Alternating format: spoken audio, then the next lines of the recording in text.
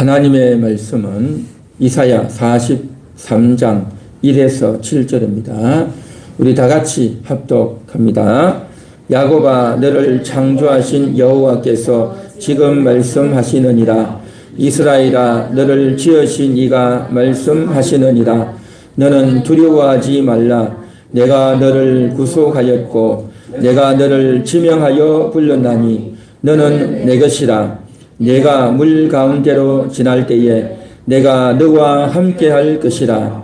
강을 건널 때에 물이 너를 침몰하지 못할 것이며 내가 불 가운데로 지날 때에 타지도 아니할 것이요 불꽃이 너를 사르지도 못하리니 대저 나는 여호와 내 하나님이요 이스라엘의 거룩한 이요 내 구원자임이라. 내가 애굽을 너의 속량물로 구스와 스바를 너를 대신하여 주었노라.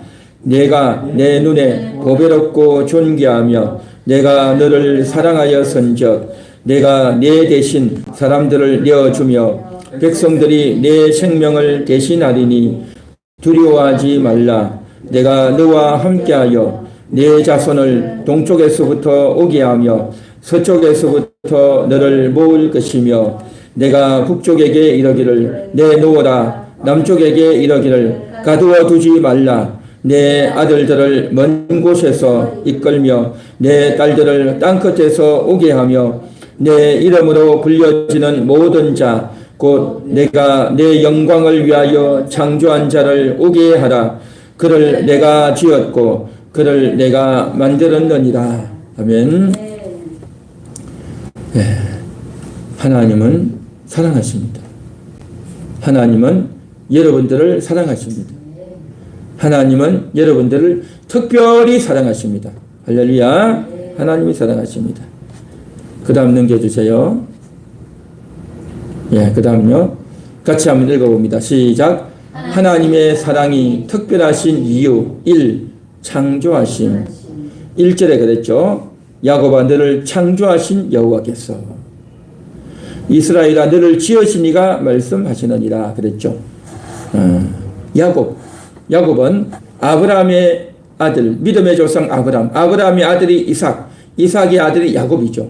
그 야곱은 좀 거짓말도 잘하고 또 속임수를 잘 부리고 꾀를 잘 부리는 그러한 인물로 유명하죠. 하나님의 축복을 받기 위해서 아버지를 속이고 형을 속이고 자기가 축복을 가르쳤죠.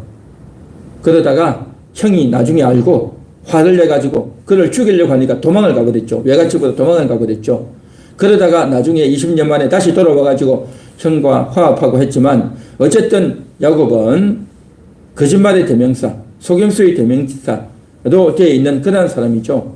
그랬던 그가 나중에 이름이 달라져요. 야곱에서 이스라엘, 하나님이 함께 하시는 자라는 이름의 뜻으로 이제 이스라엘로 이름이 바뀝니다. 그런데 그 야곱이, 이스라엘이 아들을 12를 낳았어요. 그래서 그 12명이 나중에 이스라엘의 12지파의 조상이 되어지는 겁니다.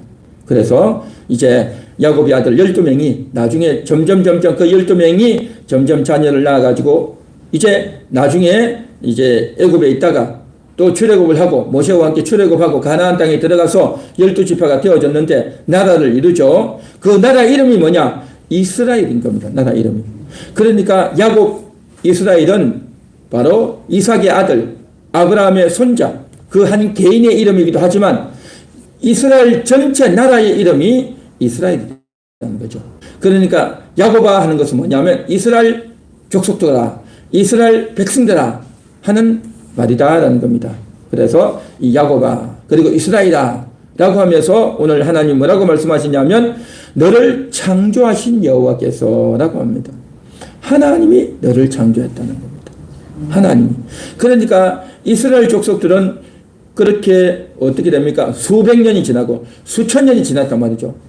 그래서 우리의 조상 야곱, 우리의 조상 이스라엘을 생각하면서 우리는 야곱이다, 이스라엘이다 라고 생각하고 있지만 하나님께서 우리의 시조는 뭐냐? 우리 조상 야곱에게서 시작한 것이 아니라 그 야곱이 야곱 되게, 야곱이 이스라엘 되게 하신 분이 누구냐? 하나님이라는 거죠. 하나님. 그러니까 이스라엘 되게 하신 분, 이스라엘 나라를 만들어 주신 분, 그리고 이스라엘 나라가 이렇게 가나안이라고 하는 지역을 차지하게 되었고 저들이 복을 받았고 하나님이 함께 하시는 그러한 족속이 되었던 것, 그 시조가 뭐냐? 야곱이 잘해서가 아니라 이스라엘이 잘해서가 아니라 하나님이 이스라엘을 만들어 주셨다. 하나님이 이제 창조해 주신 나라다. 그래서 하나님이 너희를 창조하셨다는 겁니다. 하나님이 창조하셨던 겁니다. 그래서 우리는 보통 이 세상에 태어나면 어떻게 합니까? 우리 어머니에게서 태어났구나. 우리 아버지에게서 태어났구나. 그렇게 생각하죠. 그래서 나는 김씨, 이씨, 박씨, 최씨, 강씨 가문에서 내가 태어났다. 뭐 이렇게 이야기하죠. 우리는 보통 그렇게 생각하고 말을 하죠. 그러나 사실은요, 우리의 몸은 거기서 태어났지만, 우리 어머니의 몸을 통해서 태어났지만, 그러나 우리의 존재는, 우리의 영혼은 어디서 왔냐는 거죠. 그 우리의 영혼은 하나님이 우리를 보내주신 줄 믿습니다. 하나님이 우리를 보내주셨기 때문에 내가 존재한다는 거죠. 존재. 우리의 존재가 있게 하신 분. 그분이 누구냐? 하나님인 겁니다. 하나님. 우리는 그냥 이 세상에 태어나서 우연히 태어나서 사는 것 같지만 사실은요, 얼마나 우리의 존재가 귀하냐라는 거죠. 우리는 그냥 태어나서 어릴 때부터 자라왔다.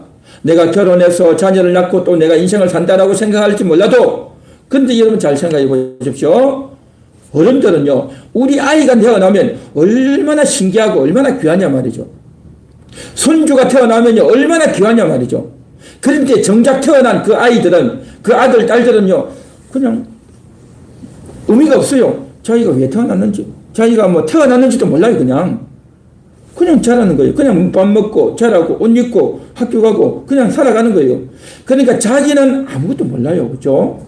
그러나 정말 자식을 낳고 나면, 손주가 태어나고 나면 그렇게 신기하고 그렇게 귀하고, 아, 우리 아들, 우리 딸이구나, 우리 손주구나, 그러면서 너무 놀라워하는 겁니다. 정작 본인은 감각이 없어요.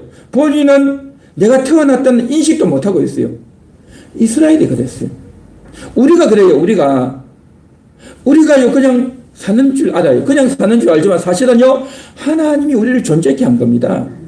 하나님이 우리를 만들어 주신 거예요. 하나님이 우리의 아버지, 어머니를 통해서 태어나게 하셨고, 하나님이 내가 사는 이 나라에 태어나게 하신 거고, 혹은 남자로, 혹은 여자로 태어나게 하시고, 또 어떤 혈액형을 가지고, 어떤 성격을 가지고 태어나도록 그렇게 만들어 주신 분이 하나님인 줄 믿습니다.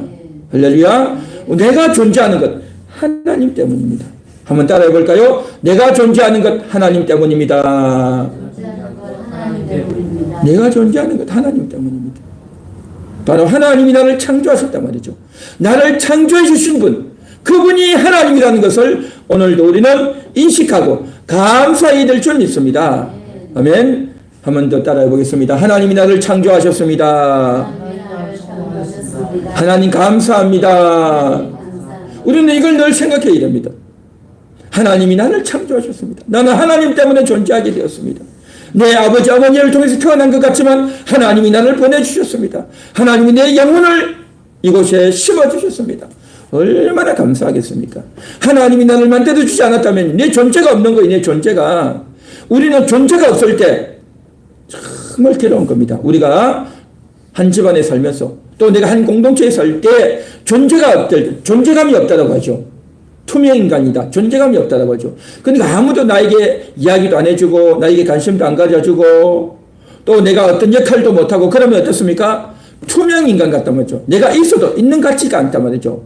그러니까 여러 명이 모여서 이야기도 하고 막 어쩌지고 떠끄는데 말도 한마디도 안 하고 가만히 있고, 왜냐하면 할 말도 없고 내가 말을 잘못했다가는 남들이 나를 공격할 것 같고, 그렇죠? 또 내가 말을 잘못하면 내가 실수할 것 같아가지고 말도 못하고 아는 것도 없고 할 말도 없고 그러면요 존재감이 없는 거예요. 존재감이.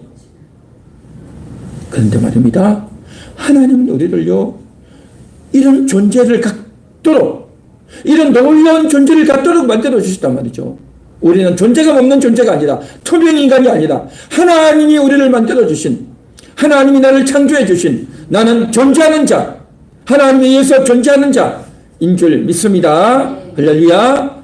그래서 우리는 하나님이 창조해 주셨다. 그래서 우리는 하나님의 사랑을 받고 있는 겁니다. 이것이 하나님의 사랑인 겁니다.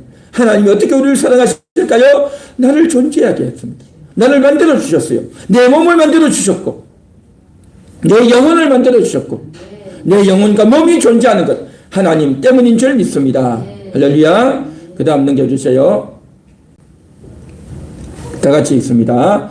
하나님의 사랑이 특별하신 이유, 구속하심이에요. 구속. 우리는 구속이라는 단어에 대해서 좀 많이 헷갈릴 때가 많습니다. 보통 일반적으로 구속이 그건 뭡니까? 잡아가두는 거예요. 자유롭게 일도 하고 활동하는 사람을 딱 가두어가지고 감옥에 가두어버리면 구속당했다라고 말을 하죠. 그렇죠? 그게 구속입니다. 그래서 구속을 당하면 자유가 제한되어지고 또 그 갇혀있는 그곳에만 있어야 돼요. 다른 곳에 갈 수 없어요. 그 안에서 잠도 자고 그 안에서 밥도 먹고 화장실도 그 안에서 처리해야 되고 딴 데 어디 갈 수가 없어요. 딱 그곳에 갇혀버리는 거. 이걸 구속이다라고 말을 하죠. 그런데 성경에도 구속이다 그렇게 말해요. 자, 여기 보십시오. 1절에 보면 내가 너를 구속하였고 라고 했어요. 하나님이 우리를 구속했대요. 하나님이 우리를 구속했나? 이 구속했다는 말이 무슨 말일까요? 구속했다는 것은 뭐냐? 오히려 구속이 아니라 갇혀있던 자를 해방시켜주는, 자유롭게 해주는 그것을 가리켜서 성경에는 구속이다 그렇게 말을 해요. 이스라엘 백성들이 애굽에 있었죠. 애굽에 들어갔는데 그 애굽에서 이스라엘에 한 200만이나 되는 그 사람들이 고된 노동을 하고 아들을 낳으면 다 죽여야 되고 너무나도 압박을 당하고 또 고통을 당하면서 저들이 종처럼 부림을 당하는 그런 인생을 살았어요. 그랬던 저들을 하나님께서 모세를 보내서 이스라엘 백성들을 건져주셨죠. 이스라엘 백성들을 건져주시는데 그날 어떻게 합니까? 어린 양을 잡아서 양의 피를 문에다가 다 바르게 하죠. 문지방에다 다 바르게 합니다. 그리고 나서 문에다가 양의 피를 바른 그쪽은 아무도 죽지 않고 문에다가 양의 피를 바르지 않는 애굽의 모든 장자들은 다 죽게 되는 겁니다. 그래서 이스라엘 백성들은 다 살고 죽지 않고 살고 애굽의 장자들은 다 죽게 됩니다. 그래서 그날 이스라엘 백성들이 그곳을 나와서 출애굽을 해서 홍해를 건너서 광야를 지나서 가나안을 들어갔단 말이죠. 그것을 가리켜서 하나님께서 내가 너를 구속하였다 그렇게 말하는 겁니다. 그러니까 오히려 이 구속은 어떤 구속입니까? 애굽에서 속박당하고 종처럼 살았는데 노예 신분이었는데 저들이 해방되어져서 자유를 얻게 된 것, 이걸 가리켜서 내가 너를 구속하였다 그렇게 말씀하십니다. 구속했다. 그리고 오늘 우리가 읽은 이 이사야서는 어떤 책이냐면 이스라엘 나라가 이제 가장 믿음이 좋은 왕이 누구냐면 다윗이죠. 다윗이고 그 다음에 히스기야입니다. 이 히스기야는 믿음이 좋고 또 온 나라가 하나님을 잘 믿도록 하나님의 율법대로 살도록 그렇게 애를 많이 쓴 임금이 히스기야였습니다. 이 히스기야 임금 때에 하나님의 말씀을 전한 사역자가 누구냐? 이사야 선지자입니다. 그러니까 얼마나 좋은 시절입니까? 그죠? 그 좋은 시절인데 그런데 이사야는 하나님의 감동으로 느꼈어요. 이 백성들이 겉으로는 예수를 잘 믿고 하나님을 잘 믿는 것 같지만 그러나 저들의 실상은 속속들이 들어가 보면 하나님의 말씀을 싫어하고 겉으로는 성전에 가서 제사 지내고 하나님을 잘 믿는 것 같지만 율법 지키는 걸 싫어하고 죄를 짓는 그런 사람들이 많이 있었어요. 겉으로는 잘했지만 속으로는 엉망이었단 말이죠. 그걸 보고 이사야가 충격을 받는 겁니다. 이 나라가 곧 망한다. 이대로 가면 이 나라가 망한다. 그런 이야기를 하는 겁니다. 그리고 이 나라가 망했다가 바벨론에게 망했다가 다시 70년 만에 건짐받고 돌아온다. 그 이야기를 하는 겁니다. 그러니까 기가 찬 이야기죠. 우리나라가 너무 부강하고 우리나라가 하나님 잘 믿는데 왜 망하냐? 라고 사람들이 이야기했겠죠. 그런데 이사야는 하나님의 감동으로 이 나라가 지금 진정으로 하나님을 정말 잘 믿어야 되는데 겉으로만 이렇게 믿는 척해서는 안 된다. 그 이야기를 했던 겁니다. 그러면서 이 나라가 다시 망했다가 돌아오는데 그때는 어떻게 되느냐? 그 바벨론에게 구속이 됐던 거니까 바벨론에게 포로가 되어서 전쟁에 지고 사람들이 죽고 포로가 되어 끌려갔단 말이죠. 포로가 돼서 갔으니까 그곳에서 구속이 당한 거죠. 그럴 때 어떻게 됩니까? 그 바벨론이 나중에 또 망해요. 페르시아 나라의 바벨론이 망해요. 페르시아가 아주 강성해져 가지고 바벨론을 멸망시키고, 또 바벨론이 점령했던 땅 이스라엘도 점령하고, 또 이스라엘 밑에 있는 애굽도 다 점령해버리는 겁니다. 그래서 페르시아가 이제 막강한 전투력과 군사력을 가지고 애굽을 쳐들어가요. 애굽을 쳐들어가는데 그 지나가는 통로가 뭐니? 이스라엘이에요. 이스라엘 나라를 지나서 가는데, 근데 이스라엘 나라에서 예루살렘은, 이스라엘 나라 수도가 예루살렘 아닙니까? 그 예루살렘은요, 해발 1000m에서 해발 1000m. 그러니까 오늘날 같으면 길도 잘 닦여 있고, 그렇죠. 대포도 있고, 그러니까 전쟁을 잘하겠지만 옛날에 그런 거 없잖아요. 그러니까 말 타고 올라가야 되는 거죠. 그런데 길이 있습니까? 길이 없단 말이죠. 엄청나게 고생해서 올라가야 되는 거죠. 그러니까 고생해서 힘들게 올라가지 않고, 그거는 그냥 패스해서 통과해서 가버린 거예요. 예루살렘은 원래 이스라엘 나라는요, 높은 도시가 헤브론이나 이제 예루살렘이 이스라엘의 유명한 도시인데, 우리나라 서울, 부산 같은 그런 도시인데, 그 도시가 높은 해발에 있어요. 해발에 거의 한 1000m 정도 있단 말이죠. 그러니까 통과해서 지나가 버렸어요. 지나가 버려가지고 애굽에 가가지고 이집트에 가서 이집트를 박살내버리는 겁니다. 이집트, 그러면 이집트 밑에 있는 구스, 이디오피아를 완전히 박살내버렸어요. 그런 일이 벌어졌어요. 그런 일이 벌어졌는데, 그걸 가리켜서 오늘 이사야는 뭐라고 말하냐면, 하나님이 너를 구속했다. 그렇게 말하는 겁니다. 구속. 그러면서 3절을 보십시오. 대저 나는 여호와 내 하나님이요 이스라엘의 거룩한 이요 내 구원자입니다. 내가 애굽을 너의 속량물로 구스와 스바를 너를 대신하여 주었노라. 뭡니까?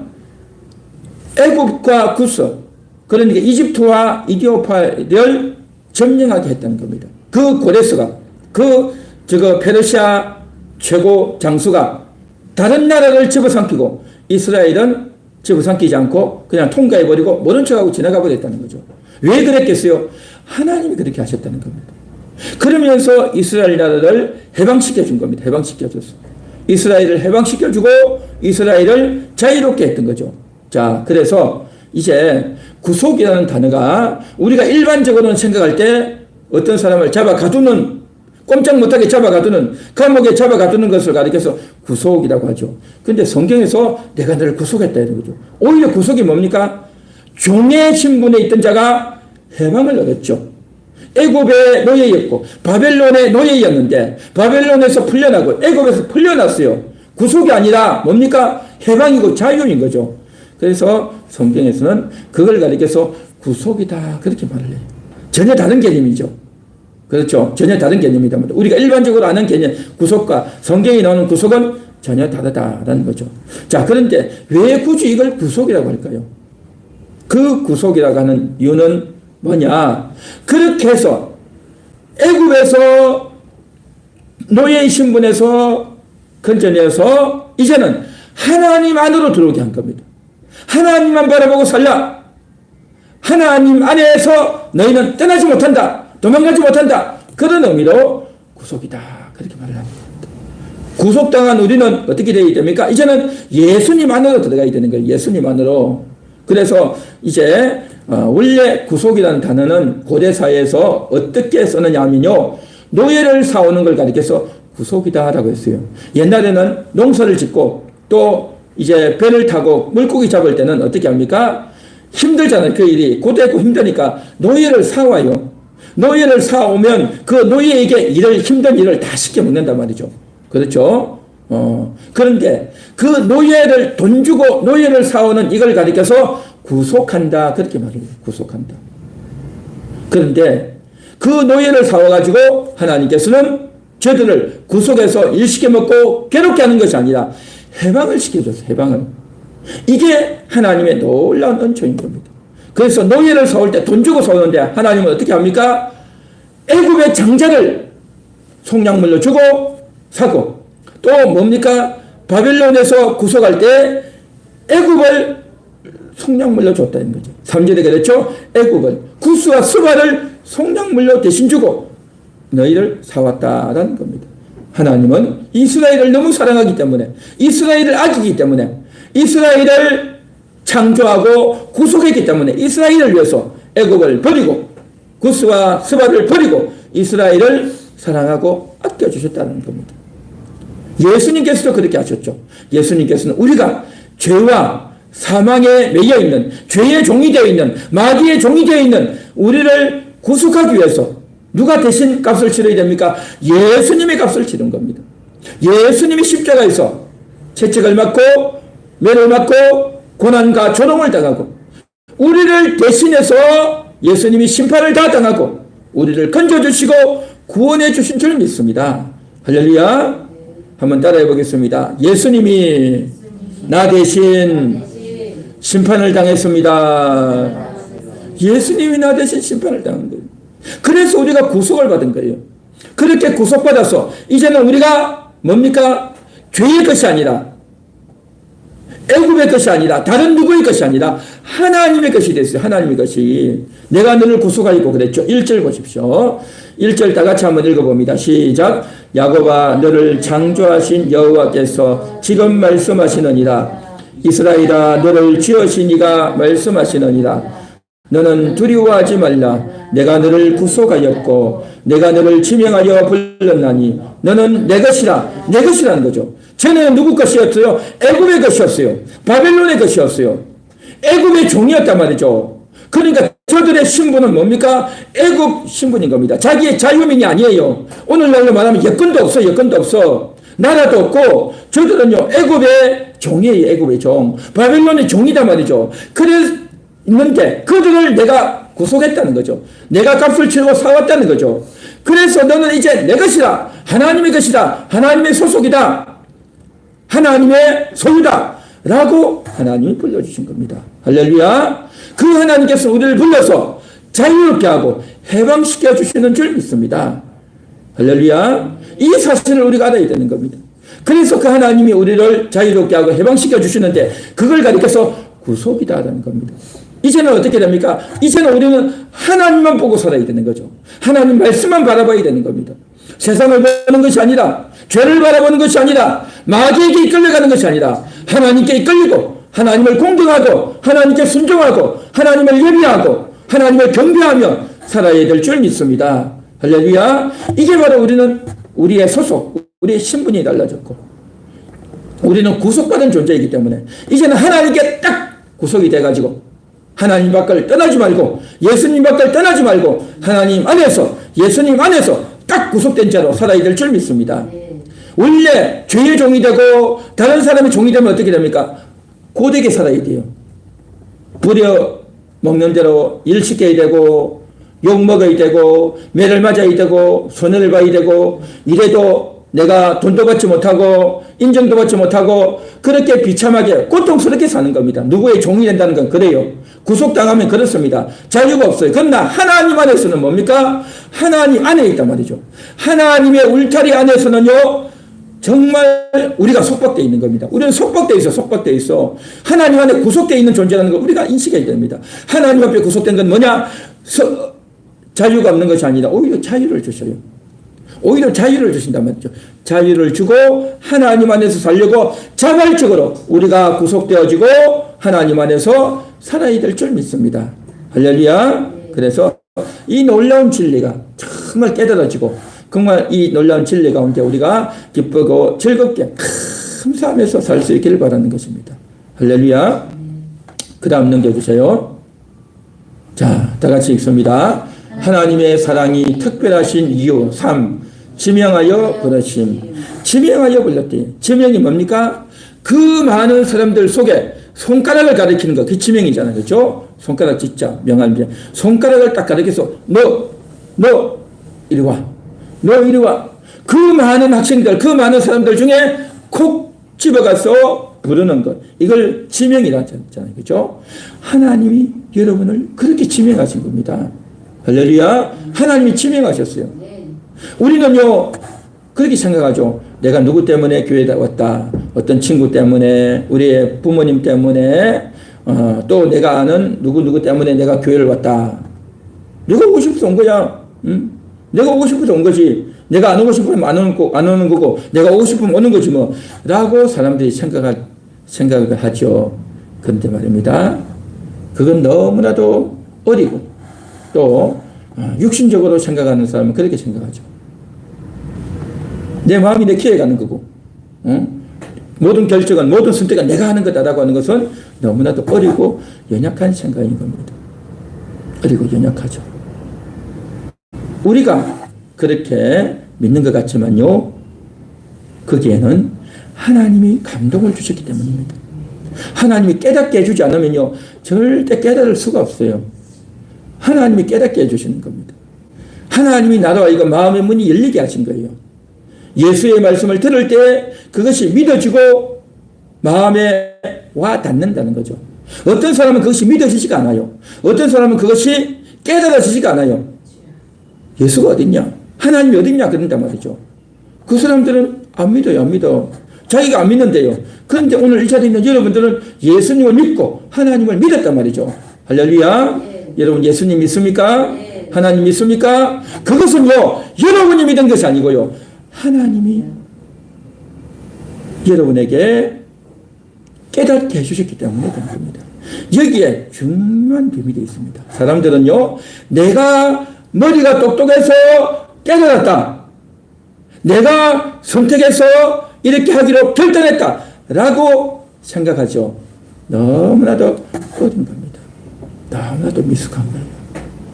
여러분, 어린아이들이 있는데 그 어린아이가 이제 엄마 품에서 젖을 먹죠. 그렇죠? 그 젖을 먹을 때 아이가 입을 벌려서 먹었죠.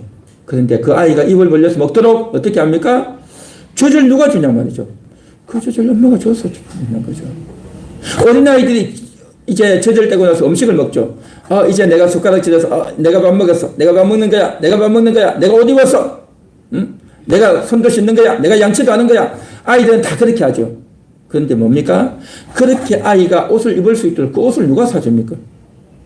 그렇게 씻을 수 있도록 그 집에서 이제 물을 사용할 수 있도록 그 아이가 이제 가게 가서 물건을 살 수 있도록 그 돈을 누가 주냐 말이죠.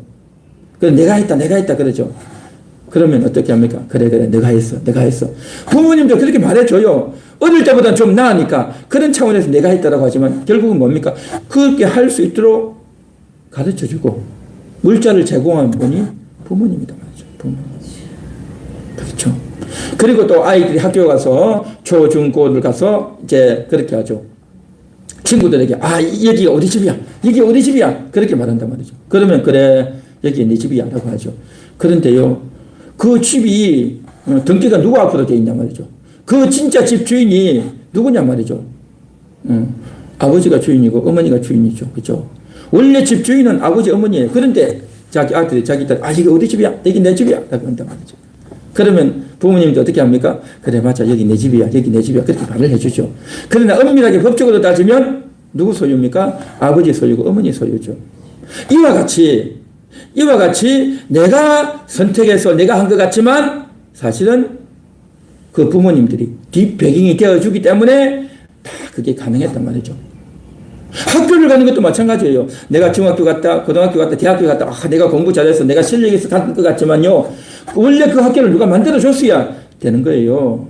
그 학교 건물이 있어야 되고, 학교 선생님이 있어야 되고, 학교 교수가 있어야 되고, 또 그러한 것들이 만들어질 수 있도록 또 뭡니까? 교수진을 배치하고, 그렇죠. 그렇게 할 수 있도록 교육부에서 지원하고 그런 것들이 다 있어야 학교가 있고, 그래야 자기 학교를 가는 거지. 자기가 원한다고 가집니까? 아니다 말이죠. 우리가 식당에 가서 음식 먹는 것도 그래요. 내가 그래서 내가 마음대로 내가 골라 먹는 것 같지만 그 식당에서 음식을 만들어주지 않으면 어떻게 먹겠냐 말이죠. 이와 같이 우리가 예수 믿고 교회를 온 것 같지만 사실은 하나님이 불러신 겁니다. 그렇게 예수를 믿을 수 있도록 예수님이 십자가에 죽어주신 그 복음을 준비해 주셨고, 우리가 읽을 수 있는 성경을 다 만들어 주셨고, 우리가 그렇게 듣고 믿을 수 있도록 하나님의 종을 하나님께서 세워주셨고, 할렐루야, 그런 시스템을 갖추어 놓고 우리를 부르신 겁니다. 믿습니까? 한번 따라해 보겠습니다. 하나님이 나를 부르셨습니다. 하나님이 나를 지명하여 부르셨습니다. 할렐루야. 그래서 우리가 하나님의 사랑을 받은 거예요. 모든 사람을 다 부른 것 같지만요, 아니에요. 그 중에 여러분을 부르신 거예요.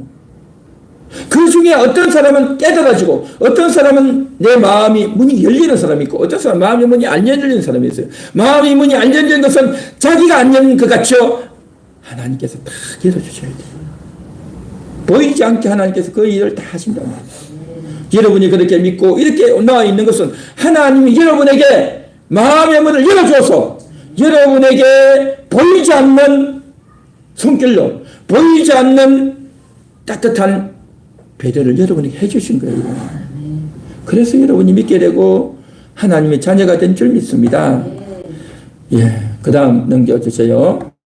다 같이 읽습니다. 하나님의 사랑이 특별하신 이유 4 같이 읽습니다. 물, 강, 불에서 지키신 했죠. 자, 2절입니다. 43장 2절 다 같이 읽습니다.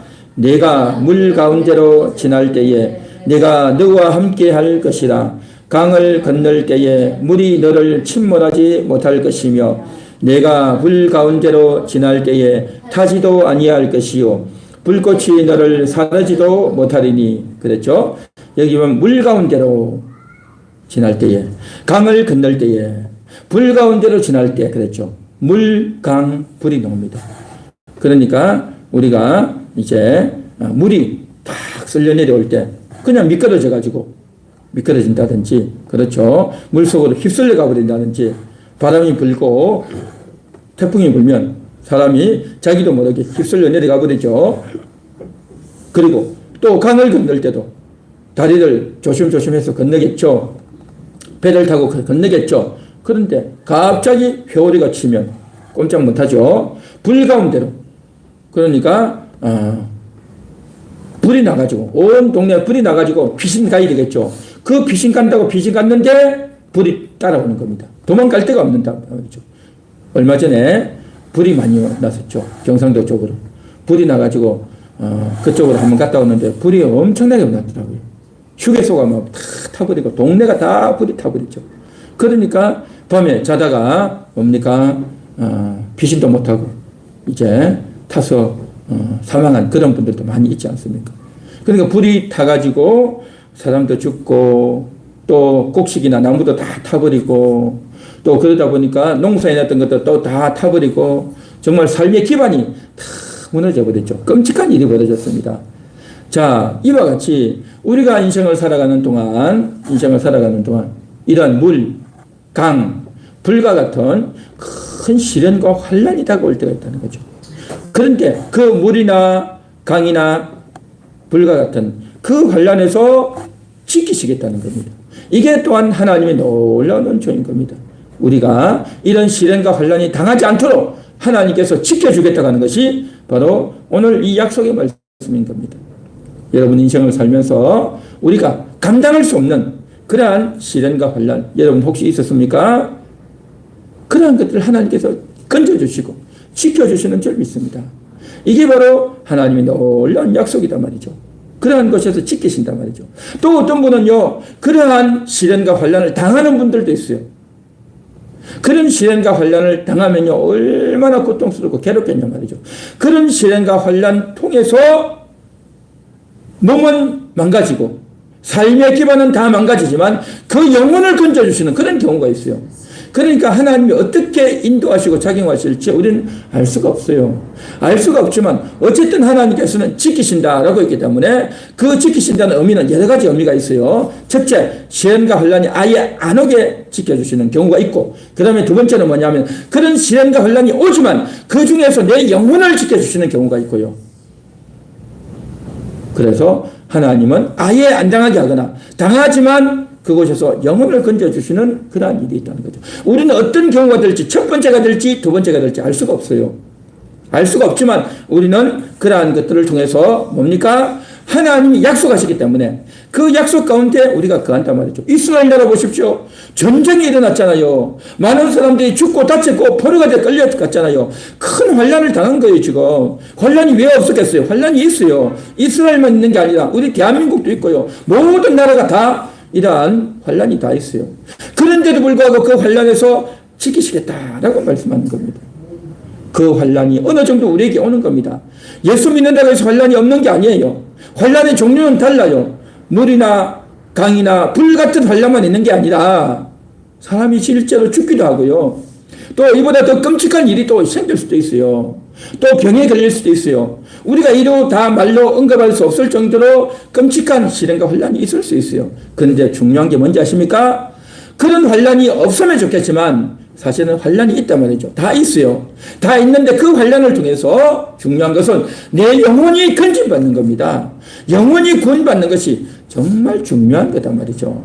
그래서 우리는요, 환란이 없으면 어떻게 되어지느냐? 하나님을 제대로 잘 못 믿어요. 환란이 없으면, 시련이 없으면 교회 나오는 것도 게을러지고 기도하는 것도 게을러지고 하나님을 구하고 찾는 것도 엉망으로 하고 정말 미련하게 또 불신앙과 불순종에 빠질 때가 너무 많단 말이죠. 이런 시련과 환란을 통해서 우리가 깨어나게 되고 회개하게 되고 하나님을 찾게 되고 하나님을 굳게 붙잡는 그런 기회가 된다라는 것입니다. 할렐루야. 그래서 그 환란이 있느냐 없느냐, 대부분은 환란 좋아할 사람 아무도 없어요. 환란 좋아할 사람 아무도 없어요. 하나님 나에게 환란을 주시옵소서. 그렇게 기도하는 사람 어디 있습니까? 아무도 없죠. 그런데 환란이 와요. 설거문이 와요. 어쨌든 환란이 오면 고통스럽고 괴로워요. 그런데 그때 우리가 어떻게 해야 되느냐? 왜 이런 환란이 왔습니까? 할 게 아니라 그것을 통해서 내가 하나님을 구하고 하나님과 하나가 되어지고 하나님께 찰싹 달라붙는 그런 기회가 되어야 할 줄 믿습니다. 할렐루야. 그렇습니다. 그래서 하나님은 지키신다. 지켜서 우리 영혼을 건져주신다 하는 것을 우리가 인식해야 될 줄로 믿습니다. 그 다음 넘겨주세요. 다 같이 읽습니다. 하나님의 사랑이 특별하신 이유 5. 보배롭고 존귀하고 사랑으로 대하심. 그렇죠? 정말 하나님이 우리를 이렇게 대하신다는 거죠. 우리를 보배로운 존재, 존귀한 자, 사랑스러운 자로 우리를 대해 주신다는 겁니다. 이게 바로 뭐냐? 하나님은 우리를 존재로 대하신다는 겁니다. 우리는 보통 생각할 때 어떻게 생각합니까? 내가 돈이 많고 내가 하는 일이 잘 되고 성공하고 우리 자녀들이 다 잘 되고 아픈 데 없고 건강하고 우리 부모님, 우리 자녀들, 우리 가족, 친척들 다 행복하게 다 잘 살면 좋겠고 우리는 그런 생각들을 많이 하죠. 그래서 사람들은 그런 것이 잘 되면 복 받았다 그렇게 말하죠. 그래서 중국도 복, 한국도 복, 일본도 복, 그러니까 모든 나라 사람들이 다 복을 원해요. 복을 복을 받기를 원하죠. 다 복을 원합니다. 온 나라 사람들이 다 복을 원해요. 그래서 뭘 하느냐 하면 이 복을 얻어야 되는데 이 복이 안 온단 말이죠. 왜입니까? 자식을 낳아야 되는데 자식을 못 낳고 하늘에 비가 와야 농사가 됐는데 하늘에 비가 안 오고 바다에 물고기 잡으러 갔는데 태풍이 일어서 사람이 죽어버리고 그래서 바닷가 지역 가면요 뭡니까? 남자들이 거의 없어. 남자들 특히 제주도 같은데 남자가 없잖아요. 남편들이 배 타고 나가서 죽어버리고 아들들이 나가서 죽어버리고 그러니까 제주도 같은 데는 뭡니까? 여자들만 잔뜩 있죠. 여자들만. 남자들이 다 나가서 죽어버린단 말이죠. 그러다 보니까 어떻게 합니까? 사람들이 어떻게 하면 될까? 어떻게 하면 좋을까? 했는데 이렇게 말하는 겁니다. 시집 안 간 처녀를 배에다 나가서 이렇게 던지면 영왕님이 노해서 그렇다. 영왕님이 화를 풀어드려야 된다. 해가지고 시집 안 간 처녀를 바친단 말이죠. 그 완전히 뭡니까? 완전 미신이죠. 말도 안 되는 일을 하는 겁니다. 이게 바로 뭐냐? 종교를 만들어가지고 용왕이라는 걸 만들어가지고 용왕이 있긴 어디에 있어요? 있지도 않는 용왕을 만들어가지고 거기다 처녀를 갖다 바치게 된다고. 그래서 집집마다 아들들 다 죽고 아들들은 배에 나가서 죽고 그 딸들은 용왕에게 바친다고 죽고 옛날에 그렇게 어리석고 미련했어요. 그게 종교단 말이에요. 종교. 그러니까 신을 만들어내는 게 인간이 용왕이라는 신을 만들어내고 또 상지방에는 상권은 뭐가 있습니까? 산신령이 있잖아요. 산신령. 그러니까 온 지역마다 신들을 만들어가지고 신에다가 절을 하고 제발 폭풍 없게 해주세요. 제발 폭력 없게 해주세요. 제발 사고 없게 해주세요. 막 그렇게 하는 겁니다. 그렇게 하는 거죠. 그리고 또 뭡니까? 하늘에 비가 오게 해주세요. 비가 오게 해주세요. 그렇게 하는 거죠. 또 어떻게 합니까? 자식 주세요. 자식 주세요. 하는 겁니다. 다치지 않고 사고 나지 않게 해주세요. 복을 주세요. 그렇게 막 기도한단 말이죠. 이게 바로 뭡니까? 종교의 종교. 그렇게 종교를 만들고 그렇게 한단 말이죠. 그러다 보니까 사람들은 복받기 원하죠. 안 다치고 사고 없이 자식 잘 낳고 한 해 농사 잘 되고 그러면 좋겠다. 그래서 이것을 이렇게 복 받았다 그렇게 말하죠.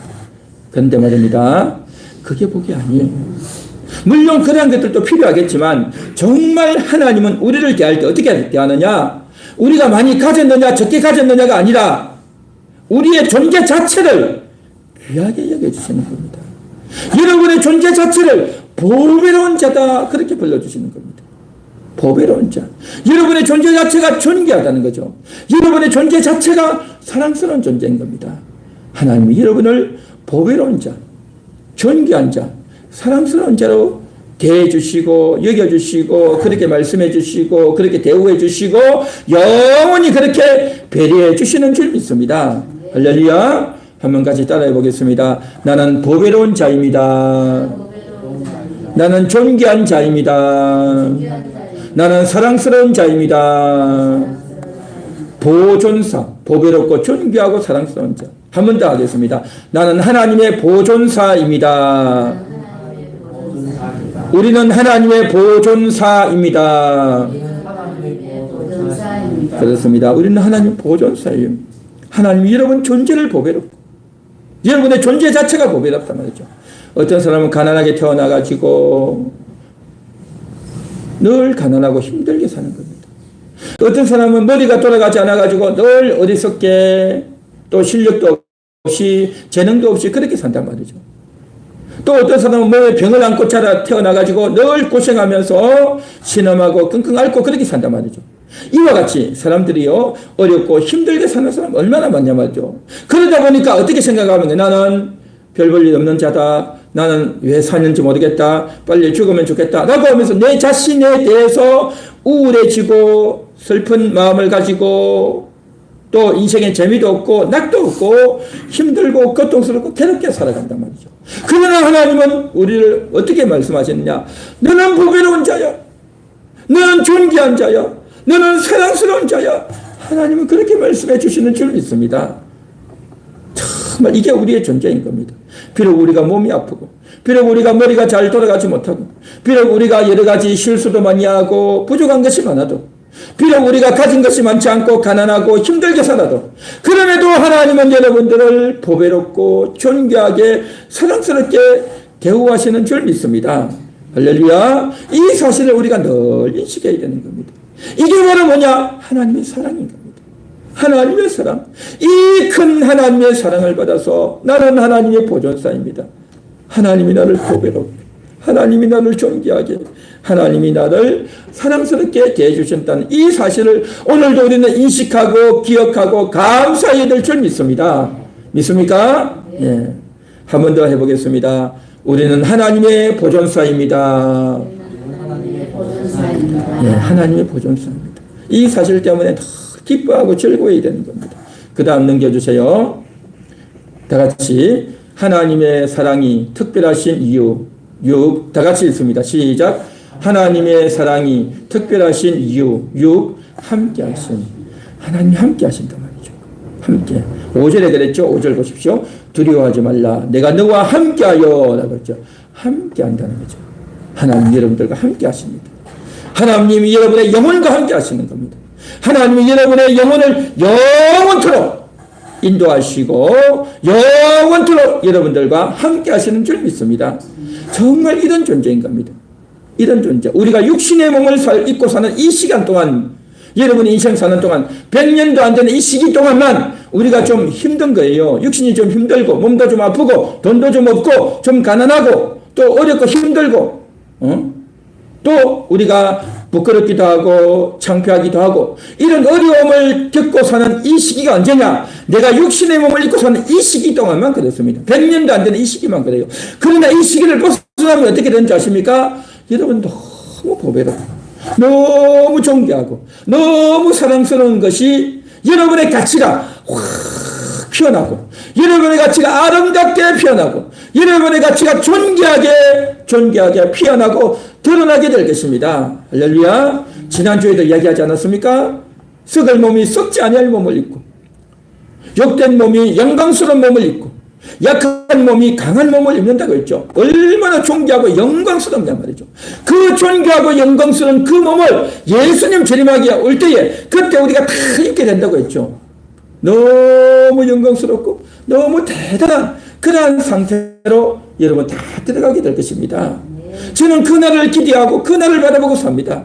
육신의 몸을 입고 있는 이 기간 동안은 부족하고 모자라고 실수하고 또 부끄럽고 또 형편없고 또 정말 내가 왜 사나 싶기도 하고 그런 저런 생각들이 많이 들지만 그러나 정말 하나님이 우리를 보배롭고 존귀하고 아름답게 만들었기 때문에 그런 존재라는 이 사실을 날마다 인식하고 날마다 감사하고 날마다 감격하며 하나님께 달려나가야 될 줄 믿습니다. 할렐루야. 그래서 원래 금을 캐지 않습니까? 산에 가서 금을 캐오면 그 금이 얼마나 좋은 금인지. 그런데 그 금은요 원석이단 말이죠. 근데 그 금이 순금이 아니라 그 옆에 다른 금 비금속이 많이 끼어 있어요. 그러면 그걸 어떻게 됩니까? 다 털어내야 돼요. 다 깎아내야 돼요. 그래서 불에 태우고 또 물에 녹여가지고 그 부스러기를 다 깔궈내야 돼요. 그래야 그 금액이 순도 100%의 금이 된단 말이죠. 마찬가지로 우리는 보배롭고 존귀하고 사랑스러운 존재인데 그런데 우리에게는요 이런 찌꺼기가 많이 붙어 있어요. 찌꺼기가 세상을 좋아하고 이기적인 거 좋아하고 욕심 부리고 탐욕스럽고 교만하고 온갖 더럽고 지저분한 찌꺼기들이 우리 속에 너무 많이 붙어 있어요. 그래서 그 찌꺼기들을 다 털어내야 되는 거예요. 찌꺼기 털어내야 되는 겁니다. 찌꺼기를 긁어내고 털어내는 그 작업이 뭐냐? 하나님 우리와 함께 하시는 겁니다. 하나님 우리와 함께해서 그냥 함께해서 우리를 그냥 오냐 해서 가는 게 아니라 어린아이 때는 오냐 업어주고 하지만 어떻게 이제 크면 어떻게 합니까? 자기가 걸어야 되고 자기가 뛰어야 되고 자기가 돈도 벌어야 되고 자기 인생을 살아야 되는 거예요. 마찬가지로 하나님께서 우리를 감사 하나만 주는 것이 아니고 하나님이 우리에게 있는 찌꺼기를 털어내고 우리 속에 있는 사악하고 나쁘고 못된 것들을 털어내고 긁어내고 부숴내고 끼워내는 그 작업을 하나님이 하셔요. 할렐루야. 그래서 우리가 힘들고 어려운 겁니다. 힘들고 어려운 것, 우리는 힘들고 어려운 게 뭐가 힘드냐? 우리 육신이 힘든 거예요. 우리 영혼은요 힘들지 않아요. 우리 영혼은 존귀하고 보배롭고 아름다워요. 우리 영혼의 가치는 절대 소멸되지 않습니다. 우리의 육신이 깨어지고 부서져야 된단 말이죠. 할렐루야. 그래서 그 작업을 우리가 하는 겁니다. 그 작업을 하는 동안 우리가 어렵고 힘들더라도 잘 인디고 잘 견디시고 잘 버티시고 하나님이 나를 버리지 않습니다. 하나님이 나와 함께 하십니다. 그런 인식과 믿음으로 달려가야 될 줄 믿습니다. 그 다음 넘겨주세요. 다 같이 시작. 하나님의 사랑이 특별하신 이유 7. 불러 모으시는 겁니다. 동쪽에서 불러 모으고 서쪽에서 불러 모으고 대한민국에서 불러 모으고 일본에서도 불러 모으고 아프리카에서도 중국에서도 미국에서도 저 북한에서도 구원받을 자를 불러 모으는 겁니다. 다 불러 모읍니다. 그렇게 불러 모아서 이제 7절 그랬죠. 내 이름으로 불려지는 모든 자 있죠. 내 이름이 뭡니까? 하나님의 이름. 하나님의 이름으로 불려지는 자가 누굽니까? 하나님의 자녀, 하나님의 사람, 하나님의 이름을 달고 있는 그 사람, 그 사람들이 다 하나님 부르신다는 겁니다. 온 지역에 있는, 온 땅끝에 있는 자를 다 부르는 겁니다. 그래서 저들을 불러 모아서 교회가 되게 하시고 하나님의 자녀 되게 하시고 천국으로 이끌어 가시는 그 일을 하신단 말이죠. 하나님의 놀라운 사랑이죠. 오늘 이 시간 우리는 하나님이 어떻게 우리를 사랑하는지를 들었습니다. 하나님이 어떻게 사랑하십니까? 우리를 창조하셨고 우리를 구속하셨고 우리를 지명하여 부르셨고 물과 강과 불에서 지켜주시고 또한 보배롭고 존귀하고 사랑스럽게 대해주시고 함께하시고 우리를 불러 모아주셨습니다. 그 하나님께 감사하며 하나님 사랑에 감사하고 감격하는 그러한 우리 모두가 되기를 간절히 소망합니다.